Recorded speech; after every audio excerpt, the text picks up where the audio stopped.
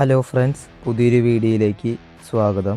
ഇന്ന് ഞാൻ പറയാൻ പോകുന്നത് നമ്മുടെ തമിഴ്നാട് മുഖ്യമന്ത്രി ജോസഫ് വിജയുടെ ജനനായകൻ എന്ന സിനിമയെ പറ്റിയാണ്. ഇത് സംവിധാനം ചെയ്തിരിക്കുന്നത് വിനോദാണ്. ഇതിൽ അഭിനയിച്ചിരിക്കുന്നത് വിജയ്, മമിത ബൈജു, പൂജ ഹെഗ്ഡെ, ബോബി ഡിയോൾ, പ്രകാശ് രാജ് എന്നിവരാണ്. സിനിമയെ പറ്റി പറയുകയാണെങ്കിൽ ഒരു ആവറേജ് പടമാണ്. സിനിമയുടെ ഫസ്റ്റ് ഹാഫ് നല്ലതായിട്ട് തോന്നി. സെക്കൻഡ് ഹാഫ് കുറച്ച് ബോറടിക്ക് ഉണ്ട്, എന്നാലും കണ്ടിരിക്കാം.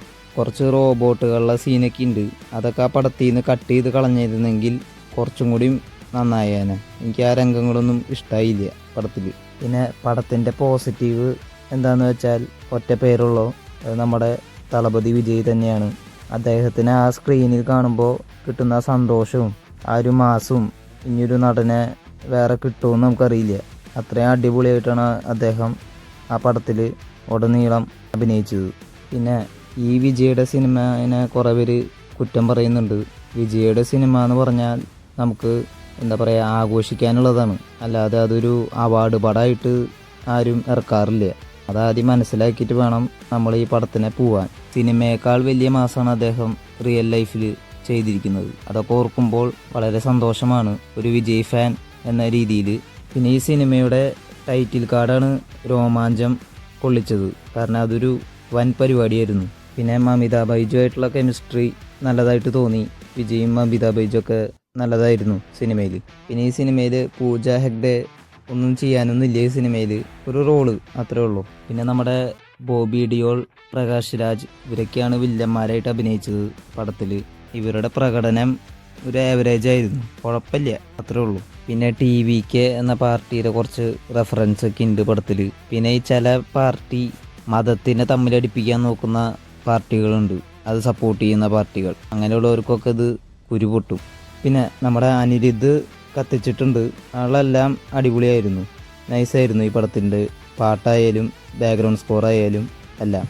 എനിക്ക് വിജയുടെ ഏറ്റവും ഇഷ്ടപ്പെട്ട സിനിമ അവസാനം ഇറങ്ങിയതിൽ ലിയോ തന്നെയാണ്. പിന്നെ കുറേ സിനിമകൾ ചെയ്തു, പക്ഷെ അതിനേക്കാളൊക്കെ ഭേദമായിരുന്നു ജനനായകൻ. ഇപ്പോൾ ബീസ്റ്റ്, വാരീസ്, പിന്നെ ഗോട്ട് ഇതൊക്കെ ചെയ്തല്ലോ. ഇതിനേക്കാളൊക്കെ ഭേദമായിരുന്നു ജനനായകൻ. പക്ഷേ ലിയോ തന്നെയാണ് അദ്ദേഹത്തിൻ്റെ അവസാനം ഇറങ്ങിയതിൽ അടിപൊളി പടം. പിന്നെ ഈ സിനിമയുടെ ബഡ്ജറ്റ് ഏകദേശം 400-500 ആ റേഞ്ചിൽ വരും. പക്ഷേ അതിനുള്ളതില്ല ഈ സിനിമയിൽ, ക്വാളിറ്റി കാണാനില്ല. പിന്നെ ഇത് സംവിധാനം ചെയ്തത് വിനോദാണല്ലോ, അതുകൊണ്ട് എനിക്കൊരു പ്രതീക്ഷയും ഉണ്ടായിരുന്നില്ല. ഞാനൊരു പ്രതീക്ഷയും വെക്കാതെയാണ് ജനനായകൻ കണ്ടത്. പിന്നെ നമ്മുടെയൊക്കെ വിഷമം എന്താണെന്ന് വെച്ചാൽ ഇനി വിജയുടെ ഒരു സിനിമ കാണാൻ പറ്റില്ല തിയേറ്ററിൽ. പുതിയ പടങ്ങൾ ഇനി വരില്ല.